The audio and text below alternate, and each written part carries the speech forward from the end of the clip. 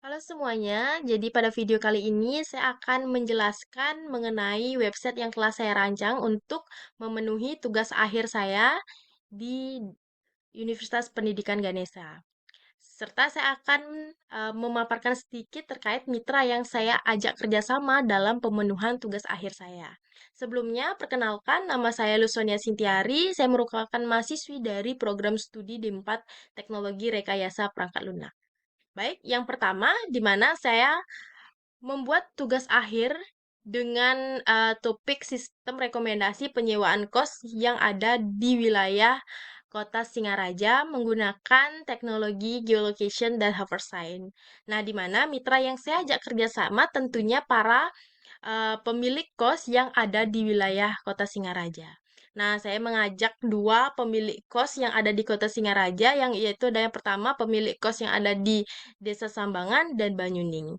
Mungkin teman-teman bisa melihat dari segi dokumentasi, saya sudah mengajak mitra untuk bekerja sama melalui menandatangani surat kerjasama, melakukan user test, baik itu black box maupun sistem usability scale. Nah, supaya tidak berlama-lama lagi, saya akan menjelaskan produk yang saya buat untuk memenuhi tugas akhir saya, yaitu berupa website dari Sinkos atau bisa kita sebut adalah website Singaraja Kos. Oke, baik tadi telah kita jelaskan mengenai kemitraan yang saya ajak untuk membantu dalam penyelesaian atau pemberian informasi untuk produk yang saya buat di dalam pemenuhan tugas akhir saya. Nah, ini merupakan website yang saya buat, mohon maaf. Ini merupakan website Singaraja Kos yang dimana website ini adalah merekomendasikan beberapa kos yang ada di wilayah kota Singaraja. Dari tampilannya mungkin bisa dilihat, tampilannya cukup sederhana. Nah, di mana ada tools-tools atau fitur-fitur yang ada di website ini. Jadi sebelum kita login itu ada home, about us, di mana about us ini yaitu menjelaskan mengenai website yang telah saya rancang, ada bantuan, dan ada satu fitur unggulan dari website yang saya kembangkan, di mana yaitu adalah fitur rekomendasi. Nah, di mana fitur rekomendasi ini adalah fitur yang menggunakan sebuah teknologi, yaitu teknologi geolocation, dan dibantu perhitungannya menggunakan metode Haversine, yang dimana saya kembangkan di dalam website ini. Nah, dimana cara penggunaannya ialah, jadi user yang mengunjungi tempat ini, sebelum memilih perannya sebagai apa, ia dapat melihat keunggulan dari website ini dengan cara dia dapat memilih beberapa tujuan kos yang sesuai dengan keinginan dari si user. Misalnya, saya ingin kos saya itu dekat dengan KFC maupun taman kota. Maka yang selanjutnya dia akan memilih, akan memprioritaskan lokasi pertama, kedua maupun dua lokasi. Nah, semisal saya memilih prioritaskan lokasi satu yaitu KFC. Maka yang tampil akan mengurutkan dari lokasi paling kecil ke lokasi paling besar dari KFC. Itu. Jadi itu cara kerja dari fitur rekomendasi. Nah, ketika eh, ingin login, oke, kita akan login terlebih dahulu.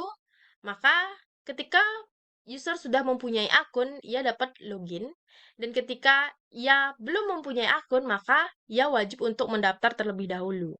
Nah, ini merupakan tampilan dari register, di mana ada nama lengkap, email, nomor HP, password, konfirmasi password, dan pilih sebagai apa. Nah, yang pertama, kita pilih sebagai pencari kos. Nah, sebagai pencari kos, kita langsung submit ketika sudah mengisi data yang telah disediakan. Nah, ketika kita memilih penyedia kos, maka kita harus menambahkan nomor rekening dan pilihan bank. Oke. Karena kita sudah mempunyai akun, kita akan langsung login.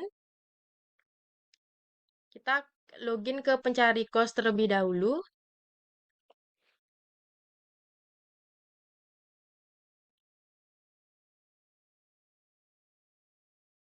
Oke, jadi ini adalah fitur atau tampilan dari penyedia kos. Oke, jadi ketika ingin menggunakan ini juga bisa di penyedia kos, lihat detail. Kita dapat melihat tentang kos, fasilitas dari fasilitas umum, fasilitas kamar, kamar mandi, serta titik lokasi dari penempatan kos tersebut dan rekomendasi kos lainnya pada bawah pilihan detail. Di sini juga ada lokasi detailnya yaitu Kelurahan Banyuning, Jalan Sudirman. Ini juga kita dapat kita dapat melihat tanggal atau bulan yang kita booking. Semisal saya memilih tanggal 10 dengan jangka waktu ada per bulan, 3 bulan, 6 bulan, 9 bulan, atau per tahun. Maka akan ada rincian biayanya, uang DP sebesar sekian dan pelunasan sebesar sekian. Jika kita ingin menghubungi eh, penyedia kos itu bisa dengan cara chat penyewa yang akan ditautkan di link WhatsApp. Oke. Seajukan sewa, maka sewanya akan di sini. Nah, ketika pencari kos mengajukan penyewaan, maka pencari kos akan menunggu konfirmasi dari sang pemilik kos untuk mengecek data-data dari si pencari kos. Nah, ketika sudah dikonfirmasi, maka akan ada kirim bukti pembayaran. Nah, nanti pencari kos akan mentransfer uang sebesar yang telah dirincikan tadi, lalu akan mengupload bukti pembayaran. Akan dikirim. Oke, ketika sudah dikirim, maka pencari kos akan menunggu terlebih dahulu, akan dicek berapa datanya apa sudah benar, maka akan dikonfirmasi kembali oleh para pemilik kos. Maka statusnya adalah booking berhasil. Nah, itu adalah perjalanan singkat dari para pencari kos. Nah, kita akan berlanjut ke para penyedia kos. Oke. Para penyedia kos.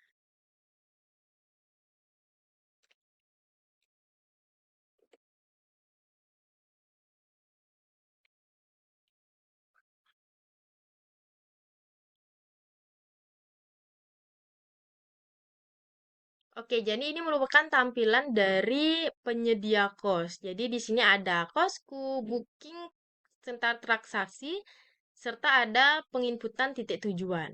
Oke, kos. Nah, ini ketika kita ingin menambah kos, kita dapat melengkapi beberapa hal yang perlu kita lengkapi untuk melengkapi detail dari kos yang akan diinputkan dari segi nama kos, detail lokasi, pilihan desa, harga, tersedia, jumlah kamar, sisa, ukuran kamar, tipe kamar, fasilitas umum, fasilitas kamar mandi, dan peraturan, serta foto dari kos.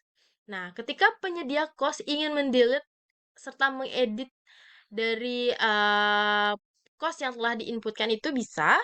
Ini ada fitur dari actionnya, ada edit, ada hapus. Nah, tadi telah saya jelaskan bahwa ketika penyedia kos pencari kos itu melakukan booking, maka akan dikonfirmasi lewat ini. Nanti akan dikonfirmasi diterima. Ketika sudah diterima, eh, pencari kos akan melakukan pembayaran, di mana nanti akan masuk transaksi, nanti akan diterima, lalu akan langsung ada histori pembayaran. Jadi, apakah pembayarannya ditolak atau pembayarannya berhasil, di sini akan dilihat bukti transaksi. Oke, bukti transaksi. Contoh seperti ini. Oke, jadi ini nah yang terakhir itu ada titik tujuan. Jadi penyedia kos itu dapat menambahkan titik tujuan yang ada di rekomendasi kos dengan memasukkan nama kos dan longitude latitude dari nama kos yang titik tujuan yang diinputkan. Oke, jadi itu adalah tampilan dari penyedia serta pencari kos. Nah, untuk yang terakhir adalah tampilan dari si admin. Oke.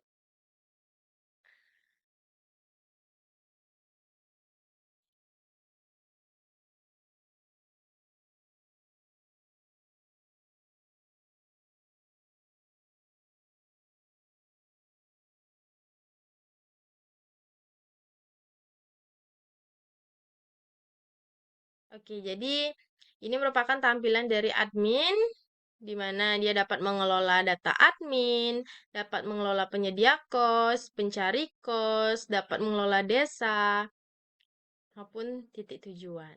Oke, jadi itu sekian dari pemaparan terkait mitra yang saya ajak kerjasama dalam pemenuhan tugas akhir dalam pembuatan website sistem rekomendasi ini.